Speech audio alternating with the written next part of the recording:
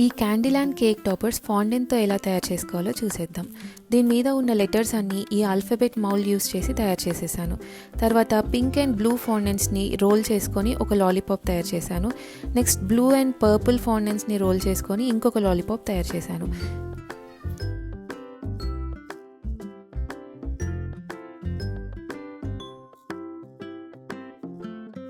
ఒక టూత్పిక్ని తడి చేసుకొని వీటిల్లో ఇన్సర్ట్ చేసేసాను.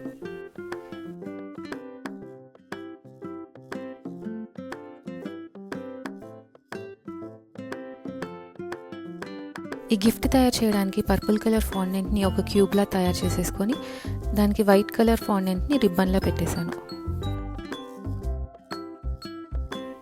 ఇలా క్రీమ్ కలర్ ఫాండెంట్ని ఒక కోన్ షేప్లో తయారు చేసుకొని 3 కలర్స్ ఫాండెంట్స్ని యూస్ చేసి ఐస్ క్రీమ్స్ తయారు చేసి వాటి మీద రెయిన్బో స్ప్రింకిల్స్ వేసేసాను.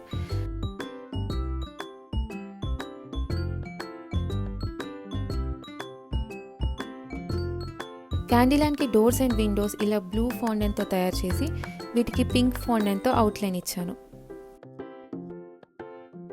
ఆ తర్వాత చిన్న చిన్న ఐస్ క్రీమ్స్ అండ్ కేక్స్ తయారు చేసి ఈ విండోస్కి పెట్టేశాను.